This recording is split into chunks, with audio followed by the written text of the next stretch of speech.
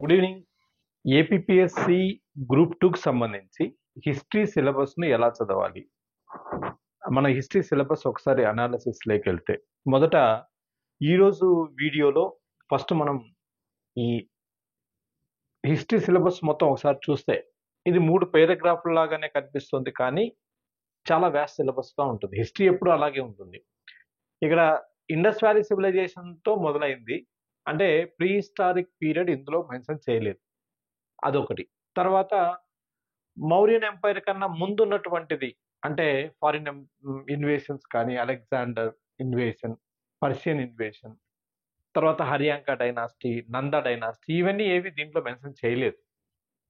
Next దీని తర్వాత Mauryan umpire తర్వాత గుప్తాస్కి వెళ్ళిపోయాడు డైరెక్ట్గా. అంటే మౌర్యన్ ఎంపైర్కు గుప్తా ఎంపైర్కు మధ్యలో ఉన్నటువంటి వాటి గురించి చెప్పలేదు. రిలీజియస్, ఇంకా మౌర్య గుప్తాకు సంబంధించినటువంటి మిగతా అంశాలు. తర్వాత హర్షవర్ధన. మిడివల్ ఇండియన్ హిస్టరీకి వస్తే చోలాస్ అడ్మినిస్ట్రేషన్ ఉంది, కానీ పల్లవాసు మిగతా వాళ్ళు లేరు. ఢిల్లీ సుల్తనేట్, మొఘల్ ఎంపైర్ ఉంది, వీటికి సంబంధించినటువంటి అంశాలు ఉంది. తర్వాత Shivaji, Maratha Shivaji and rise of Maratha empire ఉంది. పీష్వాస్ గురించి ఏమీ లేదు. అడ్వెంట్ ఆఫ్ యూరోపియన్స్ ఉంది. అడ్వెంట్ ఆఫ్ యూరోపియన్స్ తర్వాత వెంటనే మోడర్న్ ఇండియన్ హిస్టరీకి వస్తే 1857 తిరుగుబాటు, 1857 రివోల్ట్. అంటే యూరోపియన్లు భారతదేశానికి వచ్చిన తర్వాత వెంటనే వాడు ఎక్కడికి వెళ్ళిపోయాడంటే 1857 తిరుగుబాటు, దాని ఫలితాల్లోకి వెళ్ళిపోయారు. అంటే అడ్వెంట్ ఆఫ్ యూరోపియన్స్ తర్వాత ఉన్నటువంటి దీని తర్వాత యుద్ధాలు వస్తాయి మనకు, వార్స్. ఈ యుద్ధాల గురించి ఎక్కడ ప్రస్తావించలేదు. అంటే బ్రిటిష్ యుద్ధాలు అంటారు. భారతదేశంలో బ్రిటిష్ వాళ్ళు చేసినటువంటి యుద్ధాలు, భారతదేశంలో బ్రిటిష్ వాళ్ళు చేసిన యుద్ధాల గురించి చెప్పలేదు, మెన్షన్ చేయలేదు. డైరెక్ట్గా 1857 రివోల్ట్కి వెళ్ళిపోయారు. Next rise and consolidation of British power. ఇక్కడ rise and consolidation of British power అనేటటువంటిది 1857 కన్నా ముందు ఉన్నటువంటిది వేరు, 1857 తర్వాత ఉన్నటువంటిది వేరు. Next changes in the administration, social, ఇదంతా ఈ బ్రిటిష్ వాళ్ళ పీరియడ్లో ఏ విధంగా జరిగింది. 19th 20th సెంచరీలో జరిగినటువంటి సామాజిక సాంస్కృతిక పునరుజ్జీవనం. ఈ సాంస్కృతిక పునరుజ్జీవనంలో జరిగినటువంటి అంశాలు social and religious reform movement, ఉద్యమాలు వస్తాయి, బ్రహ్మ సమాజ్, ఆర్య సమాజ్ లాంటివి. తర్వాత Indian national movement, it's various changes. ఇవన్నీ మనం ఒకసారి అంటే డీప్గా ఒకసారి సిలబస్లోకి వెళ్తే ఏ విధంగా ఉంటుంది అన్న విషయాన్ని ఆలోచిస్తే, ఒకసారి ఏన్షియంట్ ఇండియన్ హిస్టరీ.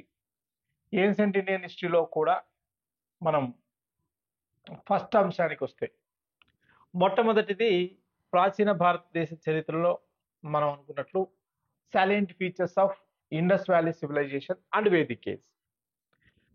వేద నాగరికత మరియు సింధు నాగరికత యొక్క ముఖ్య లక్షణాలు.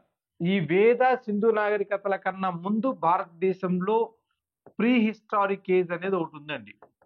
ప్రీ హిస్టారిక్ ఏజ్, చారిత్రక పూర్వయుగము. చరిత్ర పూర్వయుగానికి సంబంధించినటువంటి స్టోన్ ఏజెస్. ఇక్కడ మనిషి ఆవిర్భావం ఏ విధంగా జరిగింది, మనిషి ఏ విధంగా evolution of the human kind, మనిషి ఏ విధంగా తను జర్నీ చేశాడు, అంటే పుట్టుక నుంచి, జంతువు నుంచి ఎలా మనిషి మార్పు జరిగింది అనేటటువంటిది ప్రీ హిస్టారిక్ ఏజ్ లో ఉంటుంది. ఈ ప్రీ హిస్టారిక్ ఏజ్ లో ఉన్నటువంటి స్టోన్ ఏజెస్ కానీ, కాపర్ ఏజ్ కానీ, ఇవన్నీ తీసేశాడు. అంటే సిలబస్ లో అవి లేవు. ఒక్కోసారి సిలబస్ లో ఇవి లేవు కదా, సిలబస్ లో అడగకుండా ఉంటాడా అనేటటువంటిది కూడా పెద్ద క్వశ్చన్ మార్క్. ఎందుకంటే గతంలో ఒకసారి ఇలాగే సిలబస్ లో లేని అంశం ఏపీపీఎస్సి క్వశ్చన్ పేపర్ లో వచ్చింది. అది కూడా ఎస్పెషల్లీ హిస్టరీ మీద ఎక్కువగా వచ్చే ఆ విధంగా వస్తే వీళ్ళు కోర్టును ఆశ్రయించారు, అభ్యర్థులు కోర్టును ఆశ్రయించారు, కోర్టులో ఛాలెంజ్ చేశారు. ఛాలెంజ్ చేస్తే ఏపీపీఎస్సి ఇచ్చినటువంటి సమాధానం ఏంటంటే, జిఎస్ అనేటటువంటి పేపర్లో జీకే అనేది ఇంక్లూడ్ అయి ఉంటుంది. ఈ జీకేలో ఏ అంశాలైనా రావచ్చు, under the sky anything we can ask. Syllabus అనేటటువంటిది వాళ్ళకు చూపించడం వరకు మాత్రమే. ఇండియన్ హిస్టరీ అని పైన పెట్టాం కదా, దాంట్లో డెప్త్గా ఉన్నటువంటి సిలబస్లోకి వెళ్తే ఈ ఇండస్ వ్యాలీ సివిలైజేషన్కు రిలేటెడ్గా ప్రీ ఇండస్ వ్యాలీ సివిలైజేషన్ అవుతుంది కదా అని చెప్పేసి కొంత అది ఆ విధంగా వాళ్ళు చెప్పడం జరిగింది. దాంతో ఆ కేసును కొట్టేశారు. కాబట్టి మనం ఆలోచించాల్సినటువంటి అంశం ఏంటంటే, దాంట్లో ఖచ్చితంగా ఇవ్వరని గ్యారంటీ లేదు. నెక్స్ట్ ఏం చదవాలి దీంట్లో? ఇండస్ వ్యాలీ సివిలైజేషన్లో ఏం చదవాలి? నెక్స్ట్ వేద నాగరికతలో ఏం చదవాలి అన్న విషయానికి వస్తే, మొదట ఇండస్ వ్యాలీ సివిలైజేషన్. మనకు తెలుసు ఇండస్ వ్యాలీ సివిలైజేషన్ లో ముఖ్యంగా దీనికి సంబంధించినటువంటి ఫీచర్స్, లక్షణాలు, సింధు నాగరికత లక్షణాలు అనేటటువంటివి ఆ నాగరికత ఏ సమాజంలోది అంటే ఏ యుగంలోది. This belongs to the bronze age. ఇది కంచు యుగానికి సంబంధించినటువంటి ఒక నాగరికత. భారతదేశంలో వెలిసిన మొట్టమొదటి నాగరికత సింధు నాగరికత. తెలియక ముందు భారతదేశంలో నాగరికతలు లేవని, భారతీయులు అనాగరికులు అని బ్రిటిష్ వాళ్ళు భారతీయుల్ని తక్కువగా చూశారు. ఎప్పుడైతే సింధు నాగరికత అనేది బయటపడిందో 1921లో ఇది దయారాం సాహిని హరప్ప అనే నగరాన్ని కనుగొనడంతో ఇది మొదలైంది. అప్పుడు ప్రపంచంలో ఉన్నటువంటి చరిత్రకారుల్లో ఒక మహా విప్లవం జరిగింది. భారతదేశ చరిత్ర దాదాపుగా 1000 సంవత్సరాలు వెనక్కి నెట్టబడింది. అంతకుముందు భారతదేశ చరిత్ర 1920 కన్నా ముందు భారతదేశ చరిత్ర 1500 BC నుంచి మొదలయ్యేది. అంటే ఎస్పెషల్లీ లిఖితపూర్వక చరిత్ర. ఈ చరిత్ర అనేది వెనక్కి వెళ్ళిపోయింది. ఈ యుగంలో ఒక లక్షణం ఇదైతే, రెండో లక్షణంగా మనం ఏం చెప్పుకోవచ్చు అంటే, ఈ సింధు నాగరికతకు సంబంధించి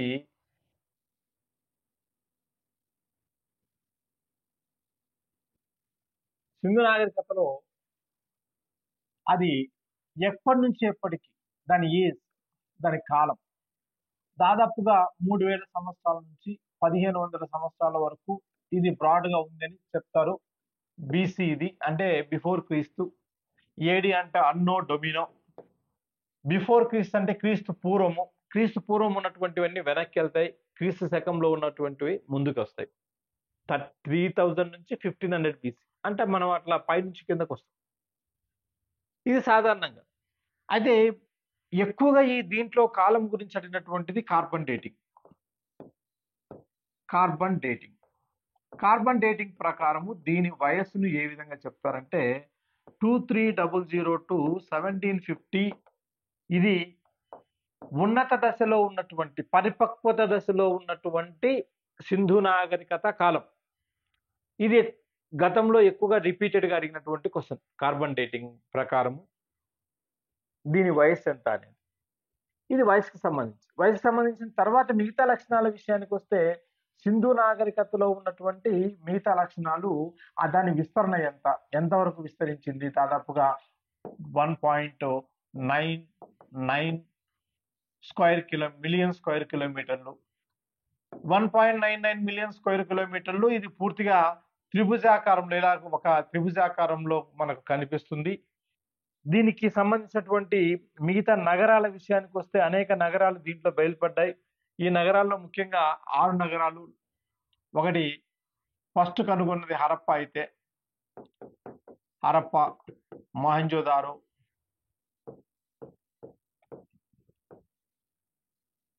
లోథాల్, బన్వాలి, కాలిబంగన్, సన్హుదారు. ఇవి ముఖ్యమైనటువంటి నగరాలు. ఈ నగరాలు ఎప్పుడు కనుక్కున్నారు, ఎవరు కనుక్కున్నారు? ఫర్ ఎగ్జాంపుల్ 1921లో దయారాం సాహిని హరప్ప నగరాన్ని కనుక్కున్నాడు. అది మొదటి నగరం. మిగతా నగరాలన్నీ హరప్పా నాగరికతకు సమకాలికంగా ఉన్నాయి. దానికి తోడు హరప్పా నాగరికత సారూప్యతను కలిగి ఉన్నాయి కాబట్టి మొత్తం నాగరికతకు హరప్పా నాగరికత అన్నారు. అయితే హరప్పా నాగరికతకు సంబంధించి మహేంజోదారో అనేటటువంటిది మోడల్ సిటీ, ఒక నమూనా పట్టణము అంటారు దీని ప్రకారమే మిగతావన్నీ గ్రిడ్ పద్ధతిలో కట్టారు. ఇక్కడ సింధు నాగరికతకు దీన్ని సింధు నాగరికత అన్నారు. సింధు నాగరికత ఎందుకు అన్నారంటే, మొదట కనిపించిన ఈ నగరాలన్నీ సింధు నది దాని ఉపనదుల మధ్యలో కనిపించాయి. Indus valley civilisation means the cities which were discovered earlier. All the cities are located on the river banks of Indus and tributaries of the Indus. Sindhu నాగరికత అనేటటువంటిది ఆ విధంగా పేరు వచ్చింది. దాన్ని సజ్జాన్ మార్షల్ సింధు నాగరికత అన్నాడు. తర్వాత హరప్పా నాగరికత అని పెట్టినటువంటి వాడు మార్టిమర్ వీలర్. ఇవన్నీ గతంలో అడిగినటువంటి ప్రశ్నలు. వీటికి సంబంధించి ముఖ్యంగా మనకు వచ్చేటటువంటి ప్రశ్నల్లో ఎక్కువగా ఏ ఏ నగరాల్లో ఏమేమి దొరికాయి? Most of the questions Mohenjodaro మీద కాన్సంట్రేట్ చేశాడు. మూపురం ఎద్దు, హంపుడు బుల్ ఎక్కడ దొరికింది? మహేంజోదారోలో. Pashupati Mahadeva idol, idol of the Pashupati Mahadeva ఇక్కడే దొరికింది. Bronze image of dancing girl, నాట్యం చేస్తున్న నాట్యగత్తె కంచు విగ్రహం కానీ, గడ్డంతో బియర్డెడ్ మ్యాన్, గడ్డంతో ఉన్నటువంటి పురోహితుని బొమ్మ కానీ, గొప్ప స్నానవాటిక కానీ, గొప్ప ధాన్యాగారం కానీ, ఇవన్నీ మహేంజోదారోలో దొరికాయి. ఇవన్నీ గతంలో అడిగినటువంటి ప్రశ్నలు. ఆ విధంగా ఇక హరప్పా విషయానికి వస్తే హరప్పాలో 12 ధాన్యాగారాలు దొరికాయి. ఒక్కొక్కటి 6 వరుసల్లో దొరికాయి. హరప్పా అనేటటువంటి నగరాన్ని హరియుప్రియ అని ఋగ్వేదంలో ఉన్నటువంటి ఈ పేరే హరప్పాకు సమానంగా ఉంటుందని కూడా చెప్తారు. హరప్పాలో నటరాజ విగ్రహం దొరికింది. ఇది చాలాసార్లు అడిగినటువంటి ప్రశ్న. 12 ధాన్యాగారాలు, నటరాజ విగ్రహం, మొదటి పట్టణం, మిగతా పట్టణాలన్నీ ఆ విధంగా చెప్పారు.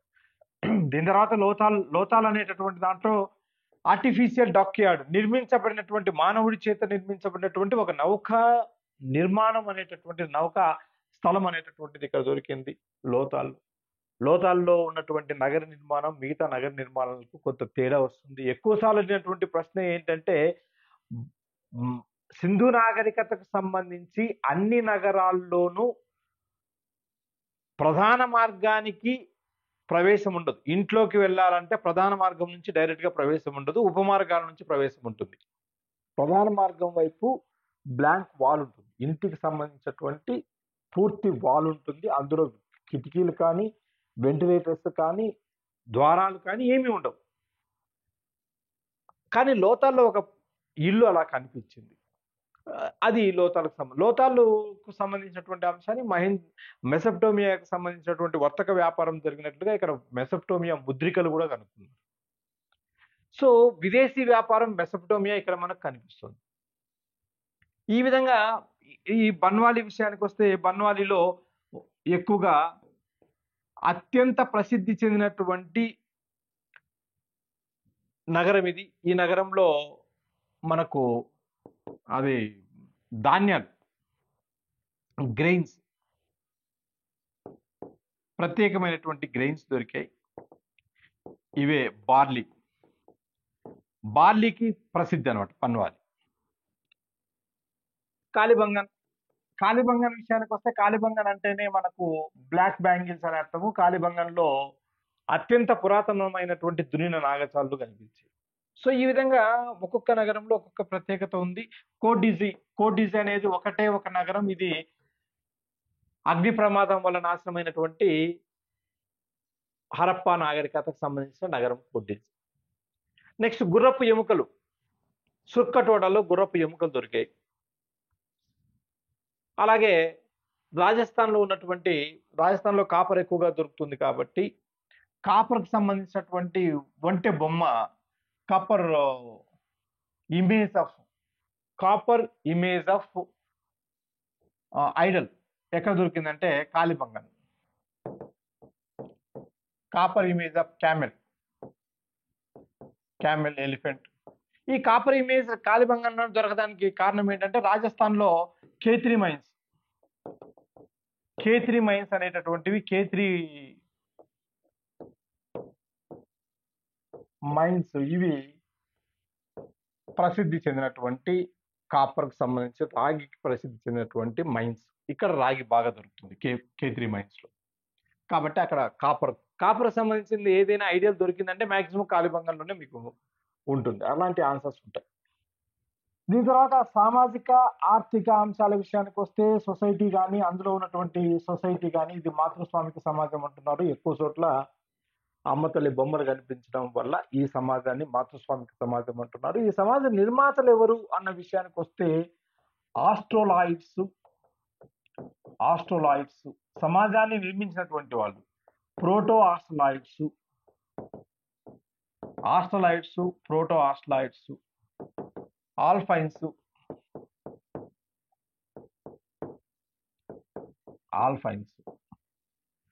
మెడిటరేనియన్స్.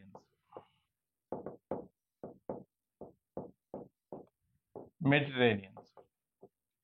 ఎక్కువ మంది చెప్పేది ఏంటంటే ప్రోటోఆస్ట్రాయిడ్స్ ఎక్కువగా ఉన్నారు అని చెప్పారు, కానీ ప్రోటోఆస్ట్రాయిడ్స్ కాదు, మెడిటరేనియన్స్ ఎక్కువ మంది ఉన్నారు. ఈ మెడిటరేనియనే ద్రవిడియన్ జాతి, ఇదే ద్రావిడ జాతి. సో ఈ విధంగా 4 రకాలైనటువంటి మనుషులు, 4 రకాలైనటువంటి రేసెస్, జాతులు అందులో నివసించినట్లు తెలుస్తుంది సొసైటీలో. మిగతా విషయాలు సామాజికంగా మిగతా విషయాలు మనకు అంతగా లేవు. ఉమెన్ పొజిషన్ అంటే స్త్రీ స్థానం అత్యంత గొప్పగా చెప్పుకోవడం అనేటటువంటిది ఇక్కడ దొరికింది. ఎకానమీ విషయానికి వస్తే మనకు ఏమి అక్కడ దొరికినటువంటి అంశాల్లో ఎకానమీకి సంబంధించినటువంటివి అంతగా దొరకకపోయినా మనము ఎకానమీని ఎస్టిమేట్ చేసాం. వీళ్ళు వ్యవసాయం, అగ్రికల్చర్ అనేది ముఖ్యమైనటువంటిది. అగ్రికల్చర్ డెవలప్ చేయడానికి డ్యాములు కట్టారు. ఇది అనేక సార్లు ఏపీపీఎస్ అడిగినటువంటి ప్రశ్న. మొట్టమొదటిసారిగా భారతదేశంలో నదులకు ఆనకట్టలు కట్టినటువంటి వాళ్ళు ఎవరు? ద్రవిడియన్స్ అని. అక్కడ ఆన్సర్స్ లో ద్రవిడియన్స్ అని ఇచ్చింటాడు. సింధు ప్రజలు అని ఇచ్చిండు, ద్రవిడియన్స్ అంటారు. సింధు ప్రజలు ద్రవిడియన్స్ ఒకటే, అది మనం గుర్తుపెట్టుకోవాల్సినటువంటిది. ఇంతేకాకుండా వీళ్ళు గోధుమలు పండించారు. వరికి సంబంధించినటువంటి అవశేషాలు కొన్ని చోట్ల దొరికాయి. ఇప్పుడు మహెంజోదారోలో వరికి సంబంధించినటువంటి అంశాలు, మహెంజోదారోలో వరి పండించినట్టు తెలుస్తుంది. లోథాల్లో కూడా వరి పండించినట్టు తెలుస్తుంది. ఈ రెండు కాకుండా రంగపూర్లో వరికి సంబంధించినటువంటి వరి పొట్టు, రైస్ హస్క్, దీన్ని రైస్ హస్క్ అంటారు, వరి పొట్టు దొరికింది రంగపూర్లో. ఈ 3 ప్రదేశాల్లో వరికి సంబంధించినటువంటి దొరికాయి. దాదాపుగా 1400 బీసీలోనే, దాదాపుగా 1700 బీసీ, 1800 బీసీలోనే గుజరాత్లో వరి పండించినట్లు ఆనవాలు కనిపిస్తున్నాయి. ఈ వరి బహుశా ఆటవిక జాతికి చెందినటువంటి వరి అయి ఉండొచ్చు. వైల్డ్ రైస్ అంటారు. ఇక మెసొపొటేమియాతో వర్తక సంబంధాలు చేసుకున్నారు వీళ్ళు. విదేశీ వ్యాపారానికి వస్తే సింధు ప్రజల మతం విషయానికి వస్తే, మతం అనేటటువంటిది కరెక్ట్ గా పలానా మతం అని వీళ్ళు ఏమీ అవలంబించలేదు. సింధు ప్రజలు బహుదేవతారాధులుగా మనకు తెలుస్తోంది. అంటే ఎక్కువగా అమ్మతల్లిని పూజించారు. అమ్మతల్లిని పూజించడంతో పాటు పశుపతి మహాదేవాన్ని పూజించారు. సింధు ప్రజలు వీటితో పాటు వీళ్ళు ప్రకృతిని కూడా ఆరాధించారు. చెట్లను పూజించారు. ముఖ్యంగా వేప చెట్టు, పీపాల్ ట్రీ, రావి చెట్టు, ఇలాంటి వాటిని పూజించారు. ఇవి కాకుండా జంతువులను పూజించారు. జంతువుల్లో హంపుడు బుల్లు, యూనికార్న్ అంటే ఏకశృంగ గుర్రం అంటారు. అది మనకు అక్కడ కనిపిస్తున్నటువంటి ప్రత్యేక లక్షణం. గిల్గమేష్ అనేటటువంటి, అంటే నరసింహ అవతారంలో ఉన్నటువంటి ప్రతిమలు కూడా అక్కడక్కడ దొరికాయి. ఇవి సింధు నాగరికతలు. అవి ఎక్కడి నుంచి వచ్చాయి అంటే మెసొపొటేమియా నుంచి వచ్చాయి. మెసొపొటేమియా ప్రజలు సింధు నాగరికతను మెలుహా అన్నారు. సో ఇలాంటి అత్యంత అభివృద్ధి చెందినటువంటి పట్టణ నాగరికత. ఈ పట్టణ నాగరికతలో పట్టణాన్ని నిర్మించారు, అండర్ డ్రైనేజీ నిర్మించారు, డ్రైనేజ్ సిస్టమ్ నిర్మించారు, 1-2 అంతస్తుల భవనాలు నిర్మించారు, కాల్చిన ఎండిన ఇటుకలు వాడారు, చుట్టూ కోట గోడ నిర్మించారు. సో ఇవన్నీ చేశారు. ఇలాంటి అత్యంత అద్భుతమైనటువంటి నాగరికత ఆర్యుల దాడి వల్ల నాశనమైందని కొంతమంది, ప్రకృతి సిద్ధంగా నాశనమైందని కొంతమంది చెప్పడం జరిగింది. ఈ నాగరికత అంతమైన తర్వాత భారతదేశంలో ఆర్యులు ప్రవేశించారు. మనకు తెలుసు ఆర్యులు విదేశీయులు. ఇక్కడ దీన్నే వేదిక్ ఏజ్ అంటారు. ఆర్యులకు సంబంధించినటువంటిది వేదిక్ ఏజ్. వేదయుగం అనేది 2 రకాలు, ఇక్కడ 2 parts. Vedic age 2 parts. Early Vedic age, తొలి వేద యుగము, early Vedic age, later Vedic age, మలి వేద యుగం. అర్లీ వేదిక్ ఏజ్ నే ఋగ్వేదిక్ ఏజ్ అంటారు. ఇదే ఋగ్వేద యుగం, ఋగ్వేదిక్ ఏజ్, ఋగ్వేద యుగం. ఋగ్వేద యుగం అనేటటువంటిది 1500 బీసీ నుంచి 1000 బీసీ వరకు ఉన్నటువంటిది, కొన్నిట్లో 1900 అని కూడా ఉంటుంది.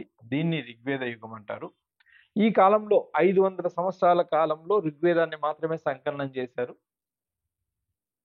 లాటర్ వేదిక్ ఏజ్ లో మిగతా వేద సంస్కృతి, వేద నాగరికత అంటే వేదిక్ లిటరేచర్, ఇప్పుడు ఋగ్వేద కాకుండా మిగతా వేదాలు, సామవేదం, యజుర్వేదం, అధర్వణ వేదం, అధర్వ వేదం, ఈ వేదాలన్నీ, ఈ 3 వేదాలు మలివేద యుగంలో సంకలనం చేయబడ్డాయి. కాబట్టి దీన్ని మలివేద యుగం అంటారు. సో ఆ విధంగా ఈ ఎర్లీ వేదిక్ ఏజ్ లో ఏ విధమైనటువంటి అంశాలు ఉన్నాయి, లాటర్ వేదిక్ ఏజ్ లో ఏ విధమైనటువంటి అంశాలు ఉన్నాయి, ఆర్యులు ఎవరు, ఎక్కడి నుంచి వచ్చారు. ఫర్ ఎగ్జాంపుల్, ఆర్యులు భారతదేశం నుంచి భారతీయులే అని చెప్పేసి కొంతమంది చెప్పారు, కాదు విదేశీయులని కొంతమంది చెప్పారు. ఆ విధంగా ఆర్యులకు సంబంధించి ఇప్పుడు సపోజ్ మనకు బాలగంగాధర్ తిలక్ ఆర్యులు ఆర్కిటిక్ నుంచి వచ్చారని చెప్పాడు. ఆర్కిటిక్ అనే ప్రాంతం నుంచి వచ్చారు ఆర్యులు అని చెప్పాడు. అదే స్వామి దయానంద సరస్వతి అయితే టిబెట్ నుంచి వచ్చారని. ఈ విధంగా మ్యాక్స్ ముల్లర్ చెప్పింది ఏంటి అంటే ఆర్యులు సెంట్రల్ ఏషియా నుంచి వచ్చారు, మధ్య ఆసియా నుంచి వచ్చారు. ఈ మ్యాక్స్ ముల్లర్ చెప్పినటువంటి అంశాన్ని ఇప్పుడు ఒప్పుకోవట్లేదు. ఎందుకంటే ఆర్యులు హైందవ మతాన్ని భారతదేశంలో ప్రవేశపెట్టారు కాబట్టి వాళ్ళు భారతీయులే, సెంట్రల్ ఏషియా నుంచి రాలేదని చెప్పారు. ఇదొకటైతే ఋగ్వేదానికి ఇక్కడ ఋగ్వేద జంద్ అవెస్తా అనే పర్షియన్ల గ్రంథం, ఈ రెండింటికి ఉన్నటువంటి సారూప్యత మనం తెలుసుకోవాలి.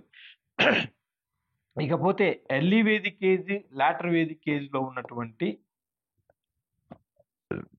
సొసైటీ, సామాజిక అంశాలు. ఎర్లీ వేదిక్ ఏజ్ లో సమాజంలో ఎలాంటి వర్ణ విభేదం అనేది లేదు. లాటర్ వేదిక్ విషయానికి వచ్చినప్పటికీ సమాజంలో వర్ణ విభేదం ఎక్కువైపోయింది. ఇక్కడ 4 వర్ణాలు కనిపిస్తాయే కానీ 4 వర్ణాలు పూర్తి స్థాయిలో ఫామ్ అవ్వలేదు. బ్రాహ్మణ, క్షత్రియ, వైశ్య, శూద్ర. ఈ బ్రాహ్మణ, క్షత్రియ, వైశ్య, శూద్ర అనేది ఒక మనకు పిరమిడ్ ఆకారంలో ఉంటుంది. బ్రాహ్మణ, క్షత్రియ, వైశ్య, శూద్ర అంటే శూద్రులు, వైశ్యులు ఎక్కువ మంది ఉంటారు, బ్రాహ్మణ, క్షత్రియులు తక్కువ మంది ఉంటారు. సొసైటీలో ఈ విధమైనటువంటి మార్పు రావడం, తొలివేద యుగానికి మలివేద యుగానికి అనేక మార్పులు సంభవించాయి. సమాజంలో మార్పులు సంభవించాయి, సొసైటీ. ఇక్కడ ఎర్లీ వేదిక్ ఏజ్ లో కనిపించినటువంటి కులాలు లాటర్ వేదిక్ ఏజ్ లో, మలివేద కాలంలో అనేక కులాలు కనిపిస్తాయి. మలివేద కాలంలో సమాజంలో స్త్రీ స్థానం దిగజారిపోతుంది. ఇక్కడ స్త్రీ స్థానం అత్యున్నతంగా ఉంటే అక్కడ స్త్రీని ఇంటికి మాత్రమే పరిమితం చేయడం జరిగింది. ఇక మలివేద కాలానికి వచ్చినప్పటికీ బ్రాహ్మణులు, క్షత్రియులు, వైశ్యులు వీళ్ళు ఉన్నత స్థానంలో ఉంటే అన్ని సోషల్ ప్రివిలేజెస్, అంటే సామాజిక సౌకర్యాలన్నీ వాళ్ళు అనుభవిస్తూ ఉంటారు. ఎలాంటి సామాజిక సౌకర్యం అనుభవించినటువంటి వాళ్ళు వీళ్ళు. సో ఈ విధంగా ఇది లిటరేచర్ లో మనకు కనిపిస్తోంది. ఇది ఎక్కడి నుంచి తెలిసిందంటే లిటరేచర్.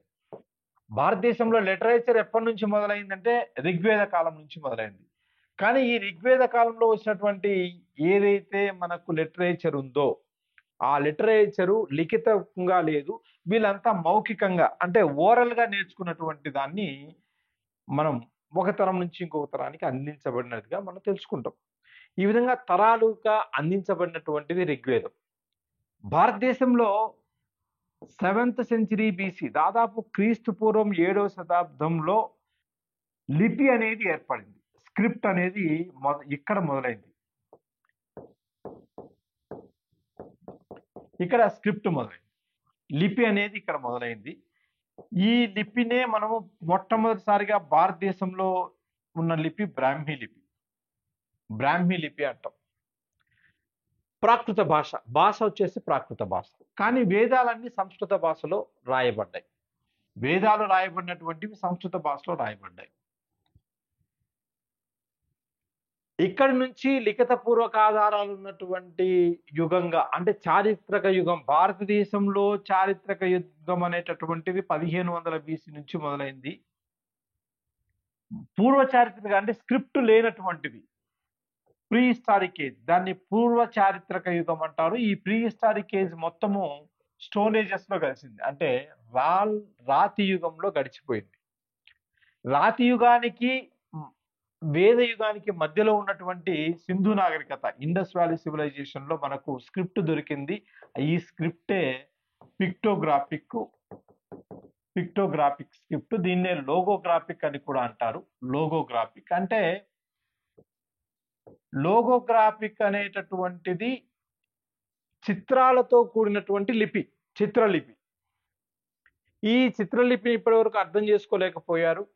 దాదాపుగా 400 నుంచి 600 సైన్స్ అంటే ముద్రికలు, గుర్తులు దేనికి ఏవి చూపిస్తాయో కనుక్కున్నారు. మొత్తం 3000 ఉన్నాయి.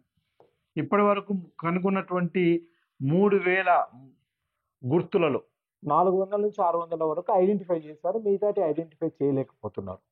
ఈ లిపిని ఎడమ నుంచి కుడికి, కుడి నుంచి ఎడమకు రాయడం జరిగింది. ఆ తర్వాత లిపి ఇక్కడ వేద నాగరికతలో సాహిత్యం మొదలైన లిపి లేదు. 7వ సెంచరీ నుంచి లిపి అయింది. ఈ వేద నాగరికతకు సంబంధించి ఏదైతే వేదిక్ లిటరేచర్ ఉందో, వేదిక్ లిటరేచర్ ఇది శృతి స్మృతి అనే 2 భాగాలుగా ఉంటుంది. శృతి అనేది వేదాలు, వేదాస్, బ్రాహ్మణాలు,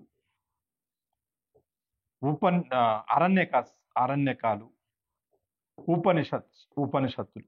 ఈ 4ంటిని మనం శృతి లిటరేచర్ అంటారు. శృతి అంటే విని విని తెలుసుకునేటటువంటివి, వినేటటువంటివి మాత్రమే. స్మృతి అంటే గుర్తించుకోవాల్సినవి, ఖచ్చితంగా గుర్తించుకోవాల్సినవిగా చెప్పుకునేటటువంటివి వేదాంగాలు ఉన్నాయి.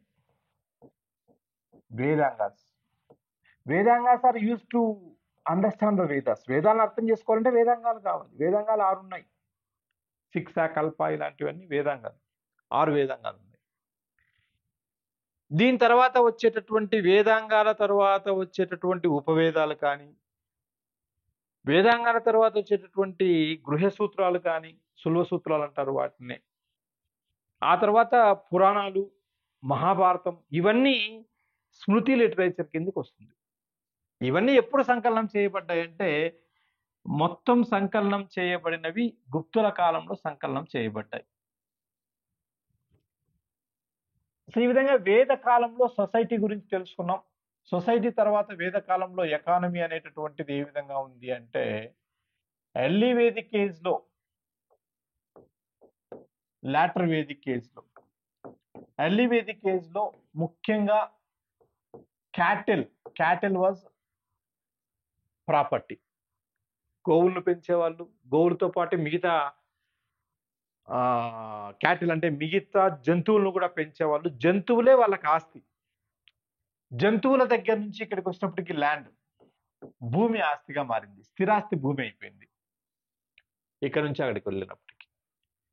పశుపోషణకు సంబంధించినటువంటి agriculture, pastoral agriculture became rudimentary agriculture గా మారిపోయింది. కంప్లీట్ అగ్రికల్చర్ గా మారిపోయింది. అంటే ఇక్కడ ఉన్నటువంటి పశుపోషణాధారిత వ్యవసాయం అనేది ఇక్కడ పూర్తిగా వ్యవసాయంగా మారిపోయింది. ఇక ఎకానమీ విషయానికి వస్తే విదేశీ వ్యాపారం అంటూ మనకు పెద్దగా లేదు. లోకల్ గా ఉన్నటువంటి వ్యాపారమే. దీంట్లో ఎక్కువగా బార్టర్ సిస్టమ్ అంటే వస్తు మార్పిడి పద్ధతి అవలంబించినట్లుగా తెలుస్తోంది. కొన్ని నాణ్యాలు కూడా తెలుస్తున్నాయి. ఇక్కడ నిస్కా అనేటటువంటి ఒక బంగారు నాణ్యాన్ని వాడినట్టుగా తెలుస్తోంది. ఇది చాలా సార్లు అడిగినటువంటి ప్రశ్న ఏబిపిఎస్సిలో. Gold coin నిస్కా. మలివేద కాలంకి వచ్చినప్పటికీ నిస్కాతో పాటు సిల్వర్ కాయిన్స్ కూడా వాడారు. శతమాన అనేటటువంటిది, శతమాన, కర్షపన, శతమాన, కర్షపన, నిస్కల, కృష్ణల ఇలాంటివి ఇక్కడ నాణ్యాలుగా వాడడం జరిగింది. ఏది ఏమైనా పశుపోషణ నుంచి భూమిని దున్నే వరకు వెళ్ళారు. భూమి అనేటటువంటిది. ఈ సమయంలోనే జోగ్రఫికల్ చేంజ్ కూడా జరిగింది.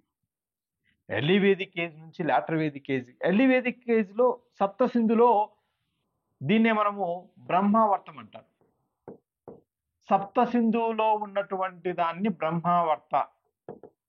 బ్రహ్మావర్తలో నివసించినటువంటి వేదయుగపు ఆర్యులు ఇక్కడ నుంచి గంగా నదీ పరివాహ ప్రాంతంలో, గంగా యమున పరివాహ ప్రాంతంలో స్థిర నివాసాలు ఏర్పాటు చేసుకొని ఇక్కడ స్థిర నివాసాలు ఏర్పాటు చేసుకోవడం వల్ల ఈ ప్రాంతాన్ని ఆర్యావర్తం అన్నారు. బ్రహ్మావర్తం నుంచి ఆర్యావర్తానికి వెళ్ళారు. ఆ తర్వాత వింధ్య సాత్పుర నదులు దాటారు. వింధ్య సాత్పుర నదులు దాటినటువంటి వాడు మొట్టమొదటిసారిగా అగస్త్యుడు అని చెప్తారు. ఇతను దాటి దక్షిణ భారతదేశంలో ఆర్య సంస్కృతిని ప్రవేశపెట్టారన్నారు. ఆ విధంగా జోగ్రఫికల్ గా ఒక చోట నుంచి ఇంకో చోటికి మూవ్ అయ్యారు. ఇక్కడ 30% మాత్రమే, 30 నుంచి 40% మాత్రమే సెంటిగ్రేడ్, 30 నుంచి 40 సెంటిగ్రేడ్ల వర్షపాతం మాత్రమే ఇక్కడ నమోదవుతుంది. ఇక్కడ 100 నుంచి 120 వర్షపాతం నమోదవ్వడం వల్ల ఇక్కడ పంటలు ఫర్టైల్ ల్యాండ్, అంటే గంగా నది పరివాహ ప్రాంతాల్లో ఉన్నటువంటి సారవంతమైన నేలలు ఉపయోగించుకొని ఇక్కడ మొట్టమొదటిసారిగా ఇక్కడ పల్లెలు పట్టణాలు అయ్యాయి. సింధు నాగరికత ప్రజలు పట్టణాల్లో నివసిస్తే ఆర్యులు పల్లెల్లో నివసించారు. పల్లెల దగ్గర నుంచి ఆర్య సమాజం అంతమయ్యేటప్పటికి, అంటే 6th century BC ఆర్య సమాజం అదే అంతమవడం కాదు, మలివేద కాలం గడిచేటప్పటికి 6వ శతాబ్దంలో, క్రీస్తుపూర్వం 6వ శతాబ్దంలో మహాపట్టణాలు, 16 మహాపట్టణాలు వెలిసాయని మనం 16 మహాజనపదాలు అంటాం. 16 మహాజనపదాలు అనేవి ఇక్కడికి వచ్చాయి. ఈ విధంగా ఆర్థికంగా ఇది మార్పులు జరిగాయి. ఆర్థికమైనటువంటి మార్పుల తర్వాత మనం రిలీజన్, మతం విషయానికి వస్తే, ఎర్లీ వేదిక్ ఏజ్ లో తొలి వేద కాలంలో మతం, మలి వేద కాలంలో మతం, లేటర్ వేదిక్ ఏజ్ లో ఉన్నటువంటి మతం. ఇక్కడ మతం అనేది మొత్తం 32 మంది దేవతలు ఉండేవాళ్ళు, బహుదేవత ఆరాధకులు. వీళ్ళు పూజించేది వీళ్ళ యొక్క బాహ్య కోరికల కోసం, అంటే భౌతిక వాంఛలు తీర్చుకోవడం కోసం మాత్రమే దేవుణ్ణి పూజించేవారు. ఇక్కడ నుంచి ఇక ఈ దేవతల యొక్క సంఖ్య పెరిగింది, 1 కోటి దేవతలు అయిపోయారు. ఇక్కడికి వచ్చినప్పటికీ పూజలు అనేటటువంటివి మోక్షానికి మార్గం, మోక్షం అనేటటువంటి కాన్సెప్ట్ ఇక్కడ మొదలైంది. ఆ విధంగా ఇక్కడ నుంచి అక్కడికి మతం అనేటటువంటిది మారింది. ఇక్కడ ముఖ్యంగా అంటే ఎర్లీ వేదిక్ ఏజ్ లో ఇంద్రుడు అత్యంత ఉన్నతమైన దేవుడు. ఇంద్ర తర్వాత వరుణ, తర్వాత అగ్ని. ఇలాగా ఈ కాలంలో ఉన్నటువంటి వీరి విలువ, అంటే వీరి యొక్క ప్రాముఖ్యత తగ్గుతూ వచ్చి మలివేద కాలానికి వచ్చినప్పటికీ త్రిమూర్తులు వచ్చేసారు.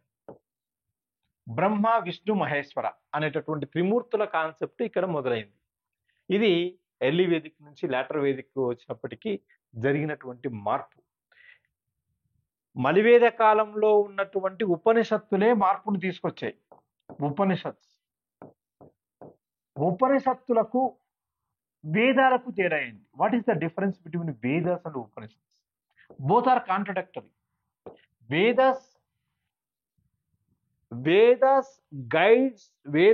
Guided for the yajnas and yagas. Vedas ఏం చెప్తాయంటే యజ్ఞయాగాలు చేయమని చెప్తాయి. ఉపనిషత్తులు ఏం చెప్తాయంటే జ్ఞానాన్ని సంపాదించమని చెప్తాయి.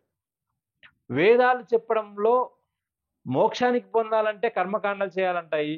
ఉపనిషత్తులు ఏం చెప్తాయంటే మోక్షాన్ని పొందాలంటే జ్ఞానం సంపాదించాలని చెప్తాయి. ఈ విధమైనటువంటి మార్పు ఇక్కడ జరిగింది సమాజం, మతంలో.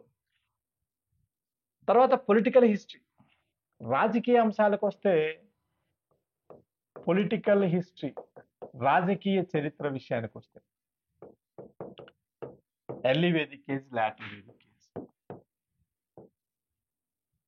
తొలి వేద కాలంలో పశువులను, పశు ప్రజ, ఈ రెండింటినీ రక్షించేవాడు రాజు. ఇతన్నే మనం గోపాల అన్నారు. గోప లేదా గోపాల. రాజుని ఇక్కడ గోపాల అన్నారు. విస్పతి అని కూడా అన్నారు. గోపాల, విస్పతి ఇలాంటి పేర్లతో పిలిచారు. రాజన్, ఏ రాజన్, ఇక్కడ రాజన్ అని కూడా అన్నారు. ఇక్కడికి వచ్చినప్పటికీ గోపాల కాస్త భూపాల అయ్యాడు. గోపాల బికేమ్ భూపాల. అంటే పశు ప్రజలకు రక్షించేటటువంటి వాడు భూమిని రక్షించేవాడుగా మారాడు. ఇక్కడికి వచ్చినప్పటికి ఏమైందంటే టెరిటోరియల్ కాన్సెప్ట్ అనేది బయలుదేరింది. ప్రాదేశిక, ఒక ప్రదేశాన్ని ఆక్రమించాలి, ఇంకొక ప్రదేశాన్ని ఆక్రమించాలి, యుద్ధాలు చేయాలి. రాజు తన బలాన్ని పెంచుకుంటూ వచ్చాడు. సభా సమితి విధాత అనేటటువంటివి ఇక్కడ రూల్ చేస్తే, ఈ సభా సమితి విధాత అనేటటువంటి గ్రామ సభలను డామినేట్ చేసి రాజు పవర్ఫుల్ అయ్యాడు. రాజు పవర్ఫుల్ అవడానికి కొన్ని యజ్ఞాలు, యాగాలు మొదలయ్యాయి. వాజపేయ, అశ్వమేధ ఇలాంటి యజ్ఞ యాగాలు మొదలయ్యాయి. ఈ విధంగా రాజకీయ చరిత్ర మారుతూ వచ్చింది ఈ కాలానికి. నెక్స్ట్ మలివేద కాలం తర్వాత 6వ శతాబ్దంలో మహాజనపదాలు ఏర్పడ్డాయి. 6th century బీసీలో బౌద్ధ జైన మతాలు వచ్చాయి. Buddhism, Jainism. బౌద్ధ మతాన్ని గౌతమ బుద్ధుడు స్థాపిస్తే గౌతమ బుద్ధ, జైన మతాన్ని స్థాపించినటువంటి వాడు రిషభనాథ.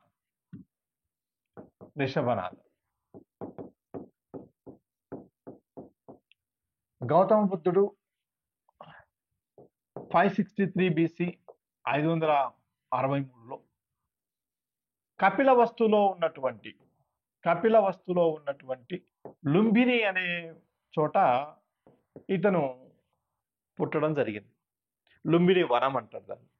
పుట్టిన తర్వాత ఆయన మదరు మాయాదేవి చనిపోయింది. శుద్ధోదనుడు ఇతని తండ్రి. అసలు పేరు సిద్ధార్థుడు. ఎప్పుడైతే ఇతను తన 29వ ఏట జ్ఞానోదయం అయిందో, ఇంటి నుంచి వెళ్ళిపోయి జ్ఞానోదయం అయిందో, ఆ జ్ఞానోదయమైనటువంటి ప్లేస్ ఉరివేల అనే గ్రామము. దీన్నే గయా అంటారు. ఇక్కడ బోధి వృక్షం కింద 29వ ఏట ఇతను పరిపూర్ణమైనటువంటి జ్ఞానాన్ని పొందాడు కాబట్టి బుద్ధుడయ్యాడు. Buddha means wise. బుద్ధుడు అంటే జ్ఞాని అని అర్థం. ఆ తర్వాత బుద్ధుడు మొదటిసారిగా జింకలవనంలో,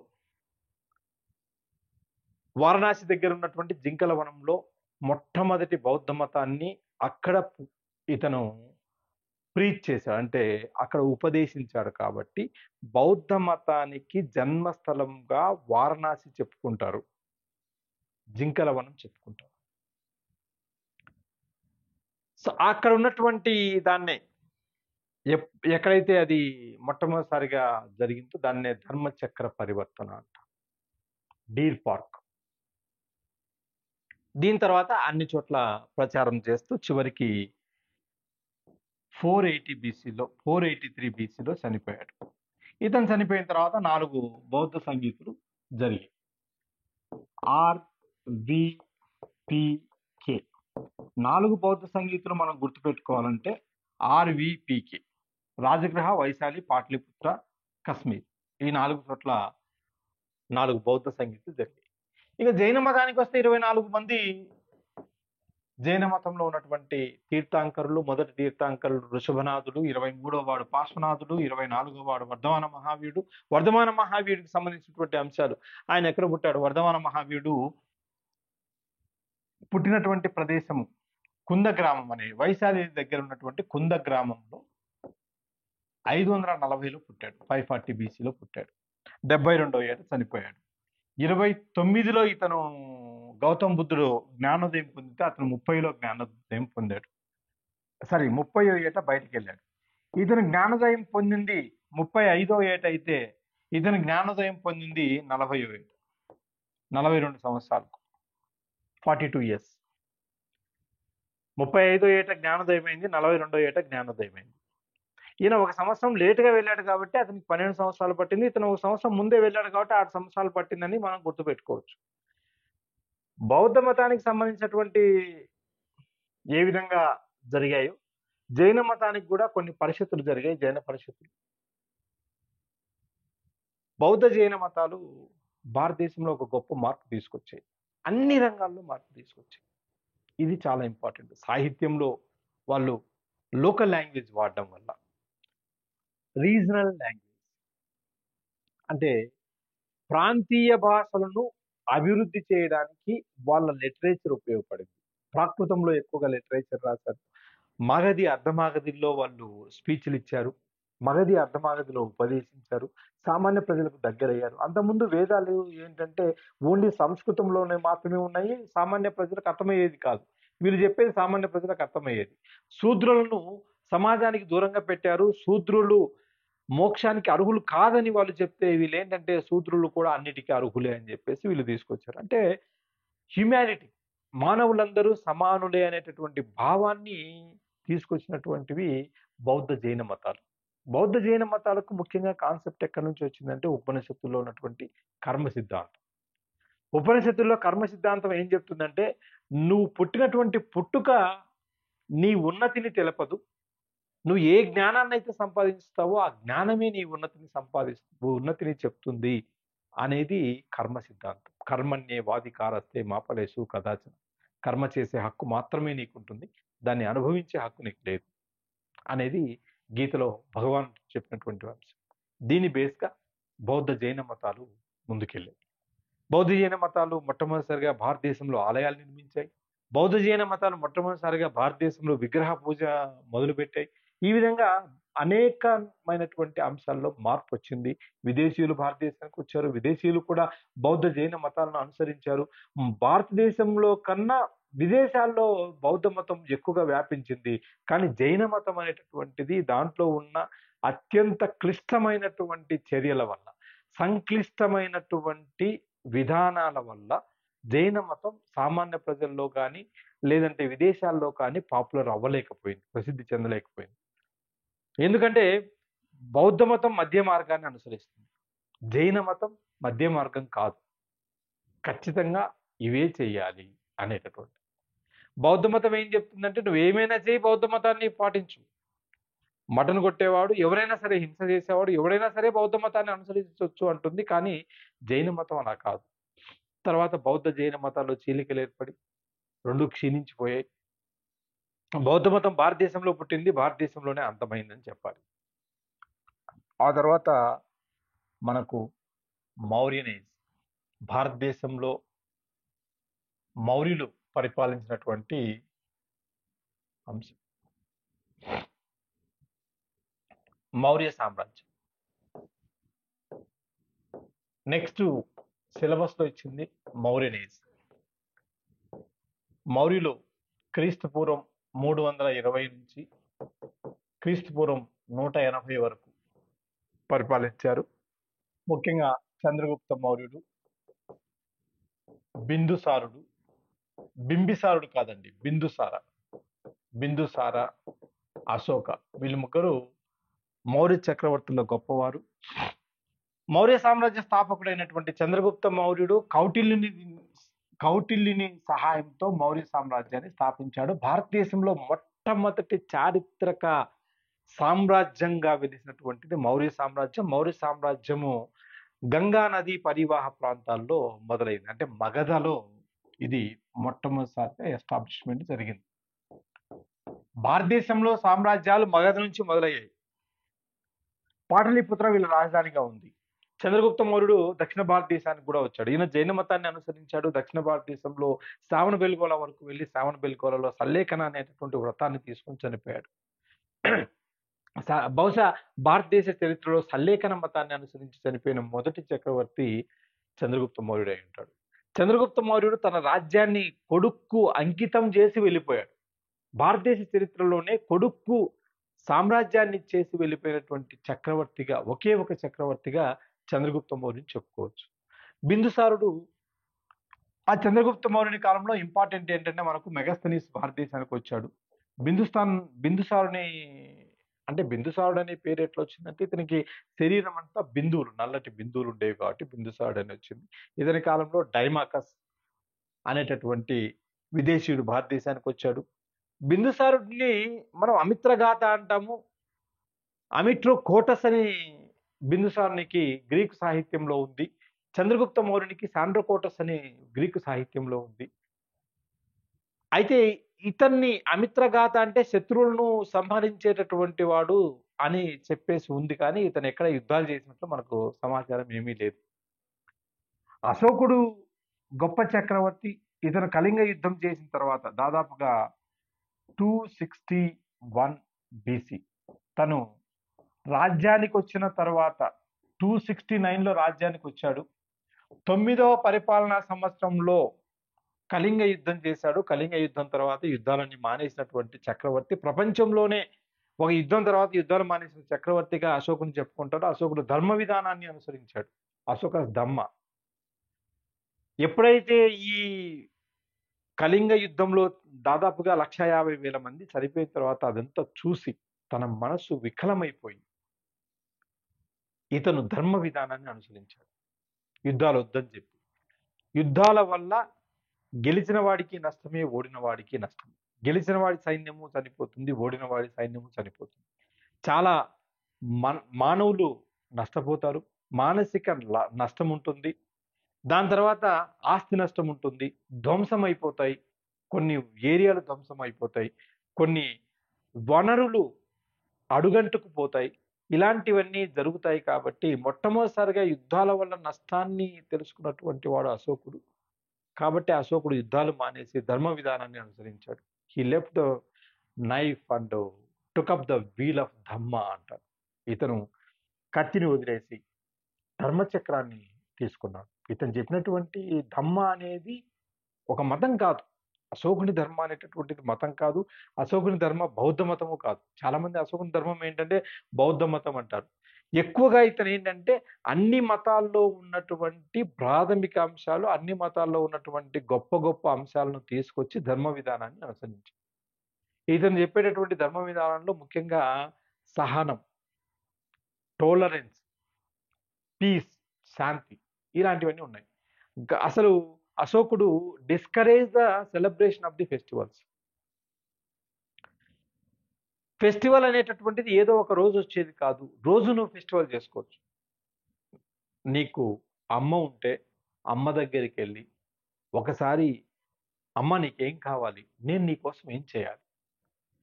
పొద్దు నుంచి సాయంత్రం వరకు అలసి వచ్చినటువంటి తండ్రి దగ్గరికి వెళ్ళి డాడీ నీకోసం నేను ఏమైనా చెయ్యాలా అని ఒక్కటి అడిగితే అదే ఆ రోజు పండగ ఇల్లంతా. ఇలాంటి పండగలు చేసుకోండి, కానీ ఖర్చు పెట్టి చేసుకునే పండగలు ఏంటి అని చెప్పేసి. అంటే పెద్దలను గౌరవించాలి, పూజ్యులను గౌరవించాలి, బ్రహ్మణులను గౌరవించాలి, బౌద్ధులను గౌరవించాలి, ఇలాంటివన్నీ చెప్పాడు. అయితే అశోకుని చెప్పినటువంటి ధర్మ విధానము బుద్ధుడు చెప్తున్నటువంటి ధర్మ విధానానికి చాలా దగ్గరగా ఉండడం వల్ల అశోకుడు బౌద్ధ మతాన్ని బాగా అనుసరించాడని చెప్పేసి అశోకుని తర్వాత వచ్చినటువంటి వాళ్ళు బౌద్ధ మత వ్యతిరేక చర్యలు చేశారు. ఏదేమైనా అశోకుడు అంత గొప్ప రాజు లేకపోవడము, అశోకుడు యుద్ధాలు మానేయడము, యుద్ధాలు లేకపోవడం వల్ల సైన్యానికి శిక్షణ లేకపోవడము, ఇవన్నీ జరగడంతో చివరికి ఆ సామ్రాజ్యం అనేది, మౌర్య సామ్రాజ్యం అనేది క్షీణించిపోయింది.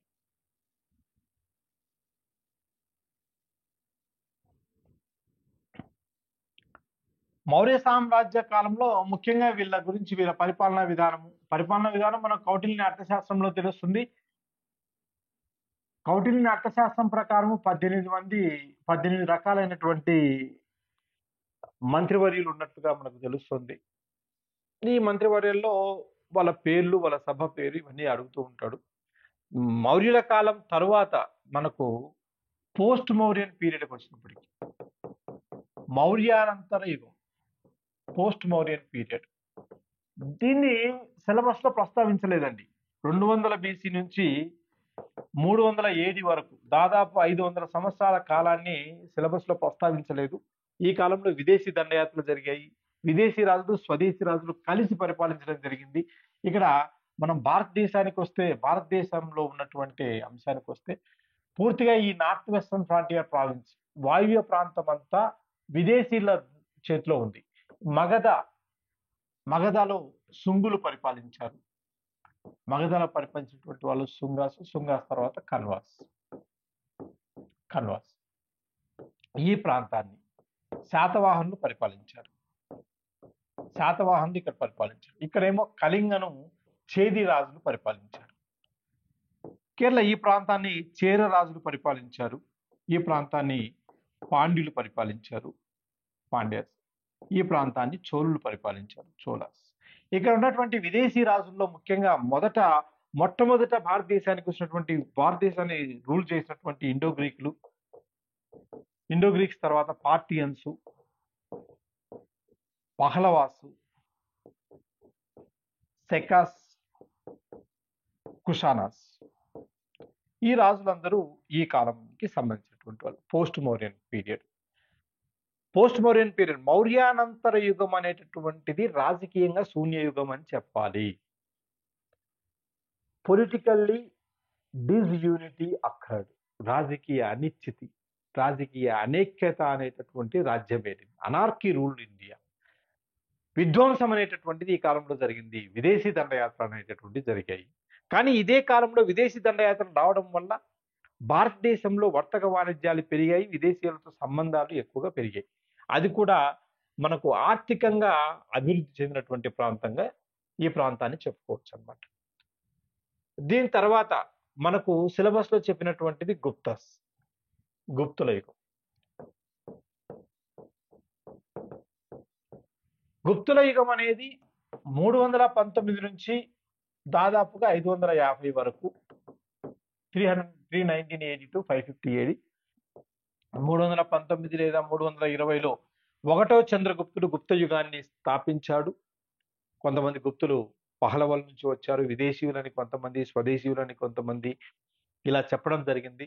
ఏమైనా గుప్త అనేటటువంటి పదాన్ని బట్టి గుప్తులు వైశ్యులని కొంతమంది అభిప్రాయపడ్డారు, లేదు వాళ్ళు అగర్వాల్ జాతికి చెందినటువంటి వాళ్ళని కొంతమంది చెప్పారు. ఏదేమైనా గుప్త సామ్రాజ్య స్థాపకుడు శ్రీగుప్తుడు. గుప్త రాజ్యాన్ని స్థాపించినటువంటి వాడు శ్రీగుప్తుడైతే గుప్త సామ్రాజ్యాన్ని స్థాపించినటువంటి వాడు 1వ చంద్రగుప్త వన్. ఇతను 319 నుంచి 335 వరకు రూల్ చేశాడు. ఇతని కాలంలో కుమారదేవి ఈయన భార్య.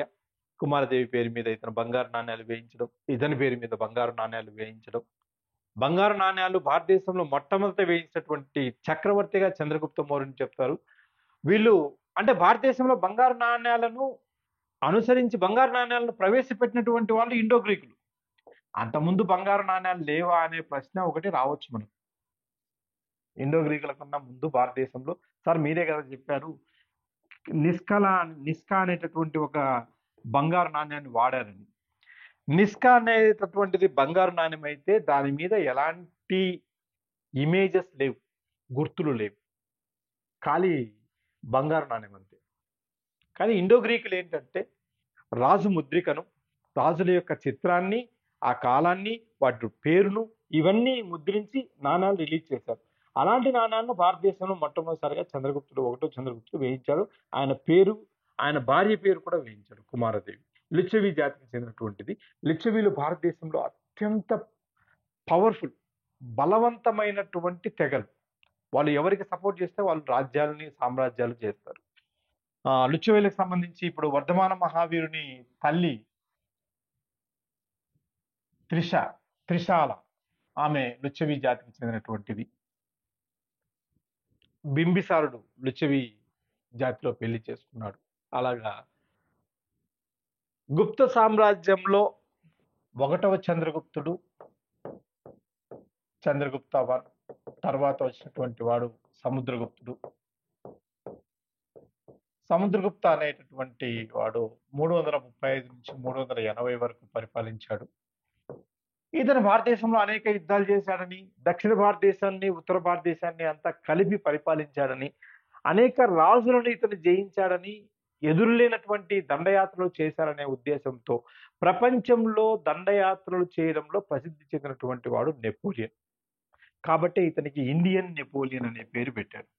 ఈ ఇండియన్ నెపోలియన్ అనే పేరు పెట్టినటువంటి వాడు ఎవరు అంటే విఎస్ స్మిత్ అనేటటువంటి ఒక చరిత్రకారుడు. ఇతను ఒరిజినల్ గా చరిత్రకారుడు కాదు, ఒక IAS officer, retired IAS officer. ప్రాచీన భారతదేశ చరిత్రను రాశాడు, 3 వాల్యూమ్స్ గా రాశాడు. ఏన్షియంట్ ఇండియన్ హిస్టరీ అనేటటువంటి దాన్ని 3 వాల్యూమ్ గా రాశాడు. ఇతనే సముద్రగుప్తుని ఇండియన్ నెపోలియన్ అని, ఆచార్య నాగార్జునుని ఇండియన్ ఐన్స్టీన్ అని, కౌటిల్యుని ఇండియన్ మాకియావెల్లి అని, కాళిదాసును ఇండియన్ షేక్స్పియర్ అని, ఇలాగా భారతదేశంలో ఉన్నటువంటి వాళ్ళను విదేశీయులతో సంబంధాలు పెట్టినటువంటి వాడు. సముద్రగుప్తుడు అనేక యుద్ధాలు చేశాడు, దక్షిణ భారతదేశ దండయాత్రలు చేశాడు, దక్షిణ భారతదేశాన్ని అంతా ఆక్రమించాడు. ఇతను వీణ గుర్తుగల నాణ్యాలు వేయించాడు. అంటే ఇతనికి వీణ బాగా వాయించడం తెలుసని మనం తెలుసుకోవాలి. సముద్రగుప్తుని కవిరాజు అని కూడా అంటారు. అనేక కవులను పోషించాడు కాబట్టి కవిరాజు అన్నాడు. ఇవి అనేక సార్లు అడిగినటువంటి ప్రశ్నలు. మనకు సముద్రగుప్తుని విషయంలో అనేక సార్లు ఈ ప్రశ్నలు అడిగారు. సముద్రగుప్తుని తర్వాత 1వ చంద్రగుప్తుని మనవడు, అంటే సముద్రగుప్తుని కొడుకు అయినటువంటి 2వ చంద్రగుప్తుడు రాజ్యానికి వచ్చాడు. ఇతను 385 నుంచి 414 వరకు ఇతను పరిపాలించాడు.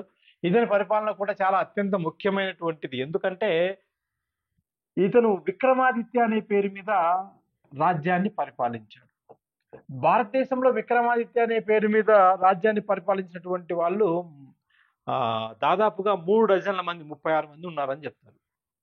విక్రమాదిత్య అనే టైటిల్ ఎందుకు వస్తుందంటే, విక్రమాదిత్యుడు ఉజ్జయిని అనేటటువంటి ప్రాంతాన్ని పరిపాలించినటువంటి, ఇక్కడ విక్రమ శకాన్ని స్థాపించినటువంటి వాడు విక్రమాదిత్యుడు. ఎవరైతే ఉజ్జయిని ప్రాంతాన్ని పరిపాలిస్తారో వాళ్ళు ఈ విక్రమాదిత్య అనే బిరుదును పొందుతారనేది ఒక కాన్సెప్ట్. ఈయన చంద్రగుప్తుడు, 2వ చంద్రగుప్తుడు పాటలీపుత్రం నుంచి ఉజ్జయినికి రాజధానిని మార్చాడు. ఉజ్జయిని నుంచి రూల్ చేశాడు. విక్రమాదిత్య అనే పేరుతో ఇతను రూల్ చేశాడు. ఉజ్జయిని అనేటటువంటిది శకుల చేతిలో ఉండేది. శకులను ఓడించాడు కాబట్టి ఇతన్ని శకారి అన్నారు. భారతదేశం నుంచి శకులను పూర్తిగా తరిమివేసినటువంటి వాడు 2వ చంద్రగుప్తుడు. ఆ తర్వాత శక దాడులు లేవు. శక దాడులు అణిగిపోయి భారతదేశంలో హూనులు అనేటటువంటి వాళ్ళు భారతదేశానికి దాడి చేశారు. హూనాస్. ఎప్పుడైతే చరిత్రను డివైడ్ చేసి చదువుతావు, విభజించి చదువుతావు, అప్పుడు చరిత్ర నీకు బాగా అర్థమవుతుంది. గుర్తుపెట్టుకోండి. ఇక్కడి వరకు శకుల దండయాత్రలు ఉండేవి. ఇక్కడ నుంచి శకుల దండయాత్రలు అంతరించి హూనుల దండయాత్రలు వచ్చాయి. హూనులు కనౌజ్ అనే ప్రాంతాన్ని, యశోవర్మ అనేటటువంటి వ్యక్తి కనౌజ్ ప్రాంతాన్ని పరిపాలించాడు. ఇతను శకులను ఓడించాడు కాబట్టి ఇతనికి శకారి అనే బిరుదు వచ్చింది. ఇతని కాలంలోనే భారతదేశంలో స్త్రీ పరిపాలన కూడా జరిగింది. ఇతని కూతురు ప్రభావతి గుప్తా వాకాటక రాజ్యాన్ని పరిపాలించడం జరిగింది.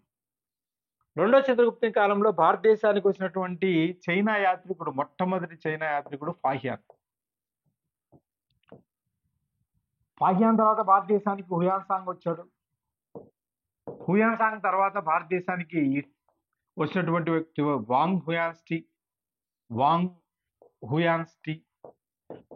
హుయాన్స్టీ తర్వాత భారతదేశానికి వచ్చినటువంటి వాడు ఈట్ సింగ్. ఇలా 4 వచ్చారు. దీన్ని ఒక ఆర్డర్లో మీరు గుర్తుపెట్టుకోవాలి. ఫాహియాన్ 2వ చంద్రగుప్తుని కాలంలో వస్తే, హుయాన్సాంగ్ హర్షవర్ధుని కాలంలో వచ్చాడు. వాంగ్ హుయాన్స్టీ హర్షవర్ధుని తర్వాత భారతదేశాన్ని పరిపాలించినటువంటి అలనోషియా లేదా అర్జున అనేటటువంటి వాడి కాలంలో వచ్చాడు. ఇట్ సింగ్ యశోవర్మ కాలంలో వచ్చాడు.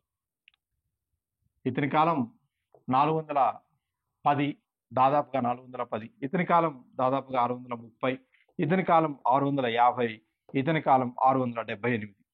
సో ఈ ప్రాంతాల్లో వీళ్ళు భారతదేశానికి వచ్చారు. ఇది విక్రమాదిత్యుని కాలంలోనే విదేశీ వ్యాపారం బాగా అభివృద్ధి చెందిందండి. విదేశీ వ్యాపారం బాగా అత్యంత ఉన్నత స్థాయికి చేరింది. విక్రమాదిత్యుని తర్వాత కుమారగుప్తుడు, ఇతని కొడుకు కుమారగుప్త కాలం నుంచి హూనుల దండయాత్రలు భారతదేశానికి మొదలయ్యాయి. కుమారగుప్తుడు అత్యంత ఎక్కువ బంగారు నాణ్యాలు వేయించిన వ్యక్తిగా ఇతన్ని చెప్పుకుంటారు. ఇతని కాలాన్ని స్వర్ణయుగం అని కూడా అంటాడు. ఇతని కాలంలోనే నలంద యూనివర్సిటీ, ఇది చాలా సార్లు అడిగినటువంటి ప్రశ్న. నలంద విశ్వవిద్యాలయం అభివృద్ధికి ఇతను కొన్ని గ్రామాలు దానం చేశాడు.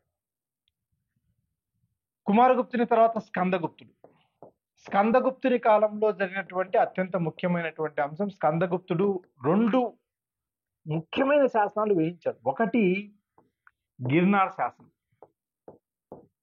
గిర్నార్ ఇన్స్క్రిప్షన్ మనకేం చెప్తుందంటే, సుదర్శన అనేటటువంటి తటాకాన్ని ఇతను రిపేర్ చేసినట్టుగా తెలుస్తుంది. సుదర్శన తటాకాన్ని మరమ్మతు చేశాడు. ఇతనికన్నా ముందు సుదర్శన తటాకాన్ని మరమ్మతు చేసినటువంటి వాడు రుద్రదమనుడు, మూడవ రుద్రదమనుడు.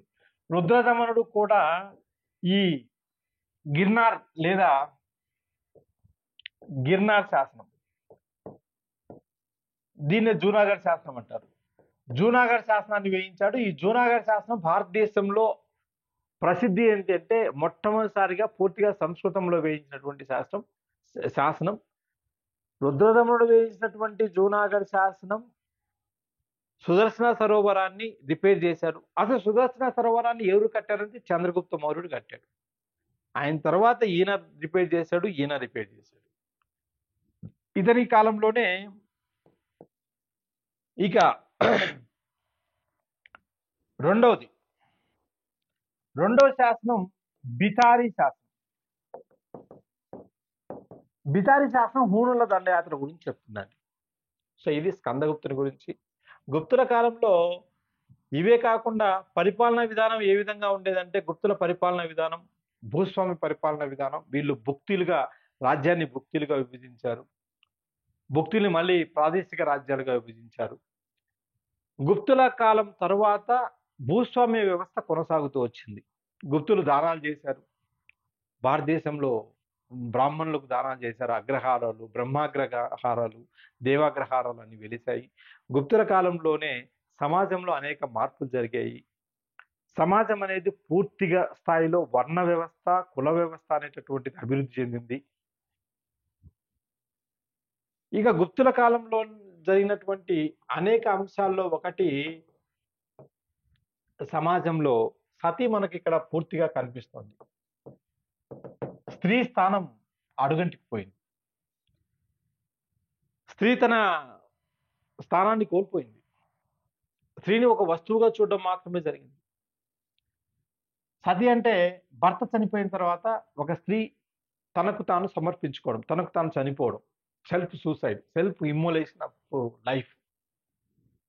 దీంతో పాటు ఇంకొక విధానం ఏంటంటే, గుప్తుల కాలంలో ఉన్నటువంటి కాళిదాసు రాసినటువంటి మాలవికాగ్నిమిత్ర, చాలా గొప్ప గ్రంథం అండి ఇది. మాలవికాగ్నిమిత్ర అనేది మాలవిక అగ్నిమిత్ర మధ్య జరిగినటువంటి ప్రేమ సన్నివేశాలు ఇతను రాశాడు. ఇందులో దేవాలయాల్లో జరుగుతున్నటువంటి ప్రాస్టిట్యూషన్ గురించి చెప్పడం జరిగింది. దేవాలయాల్లో ప్రాస్టిట్యూషన్ జరుగుతోంది ఎక్కువగా ఉజ్జయిని దేవాలయం. దీంట్లో దేవదాసి వ్యవస్థ ఏదైతే ఉందో, ఈ దేవదాసీలు అనేటటువంటి స్త్రీలు టెంపుల్కు డెడికేట్ అయిపోయి వీళ్ళు ప్రాస్టిట్యూషన్ నడిపిస్తున్నారని చెప్పేసి మొట్టమొదటిసారిగా ప్రాస్టిట్యూషన్ అనేటటువంటి దాన్ని ప్రస్తావించిన గ్రంథం మాలవికాగ్నిమిత్రం. సతి అనేది మొదటిసారిగా గుప్తుల కాలంలో ఇరాన్ అనేటటువంటి శాసనంలో దొరికింది. ఇవన్నీ గతంలో అడిగినటువంటి ప్రశ్నలు.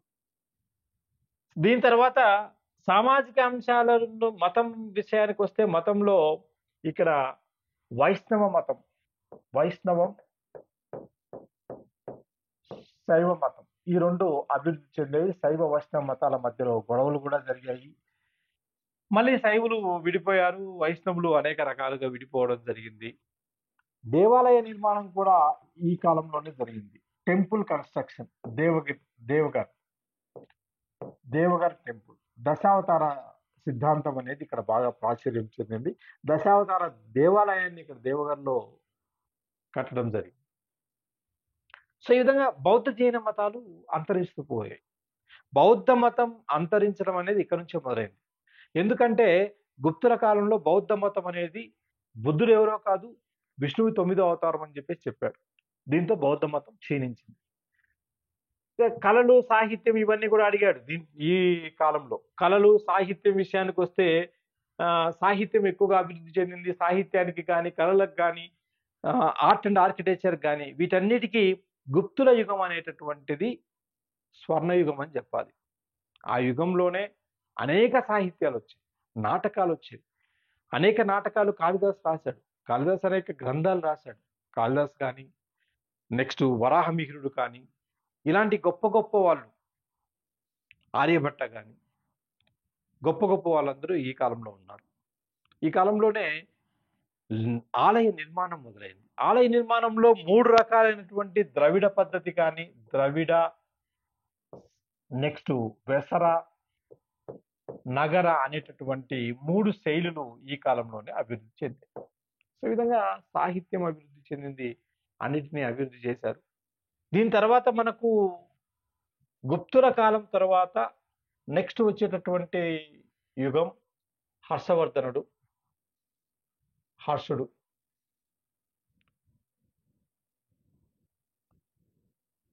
హర్షుడు 606 నుంచి హర్షుడు భారతదేశంలో 606 నుంచి 647 ఏడి వరకు పరిపాలించాడు. చిట్ట చివరి హిందూ చక్రవర్తి హర్షవర్ధనుడు. హర్షుని కాలంలోనే హర్షుడు ముఖ్యంగా ఇతను రాజు, కవి కూడా. ఇతను రాసినటువంటి 3 గ్రంథాలు చాలా సార్లు అడిగారు. హర్షుడు రాసినటువంటి రత్నావళి, నాగానందం, ప్రియదర్శిక, ఇవి హర్షుడు రాసినటువంటి 3 గ్రంథాలు. సంస్కృతంలో ఈ 3 గ్రంథాలు ఏంటంటే సంస్కృతంలోనే నాటకాలు. హర్షుని దగ్గర ఉన్నటువంటి బాణ హర్ష చరిత్ర రాశాడు. హర్ష చరిత్ర అనే గ్రంథాన్ని రాశాడు బాణుడు. హర్షుని కాలంలోనే హుయాన్సాంగ్ భారతదేశానికి వచ్చాడు. హర్షుని కాలంలోనే మహాయాన బౌద్ధ మతం అతను అనుసరించాడు. మహాయాన బౌద్ధ మతం అభివృద్ధి చేశాడు. ఒకవైపు మహాయానం, ఇంకొక వైపు విక్రమశిల విశ్వవిద్యాలయంలో హీనయానం కూడా బాగా అభివృద్ధి చెందింది. హుయాన్సాంగ్ భారతదేశానికి వచ్చి నలంద విశ్వవిద్యాలయాన్ని సందర్శించి నలంద విశ్వవిద్యాలయం గురించి అనేక గ్రంథాలు రాశాడు. హర్షుడు గుర్రపు రౌతు గుర్తు కలిగినటువంటి నాణ్యాలు వేయించాడు. ఇతని తర్వాత విదేశీ దండయాత్రలు మొదలై ఉత్తర భారతదేశం ముక్కలైపోయి చిన్న చిన్న రాజ్యాలైపోయి. ఇది మనం ఎక్కడ కాన్సన్ట్రేట్ చేయాలో చెప్పాను నేను. ఈ అంశాల మీద మొత్తం కాన్సన్ట్రేట్ చేయండి. ఇప్పుడు నేను ఇచ్చినటువంటి ఈ లెసన్లో ఏదైతే నేను ఇప్పుడు ఎక్స్ప్లెయిన్ చేశానో దీంట్లో దాదాపుగా 100 క్వశ్చన్లు ప్రీవియస్ ఎగ్జామ్లో అడిగినటువంటి క్వశ్చన్లు మీకు కవర్ అయ్యాయి. జాగ్రత్తగా వినండి, నోట్స్ రాసుకోండి. ఏదైనా సరే నోట్స్ రాసుకుంటేనే మంచిది. ఇక్కడ ముఖ్యంగా మనం ఏం చెప్పొచ్చు అంటే ఏదో యూట్యూబ్లో దొరికినటువంటి వీడియో వినడం వేరు, జీవితాంతం ఫర్ ఎవర్ గుర్తుండేటటువంటి వీడియో క్లాస్ వినడం, రెండిటికి చాలా తేడా ఉంటుంది. Both are not same. Okay, good luck.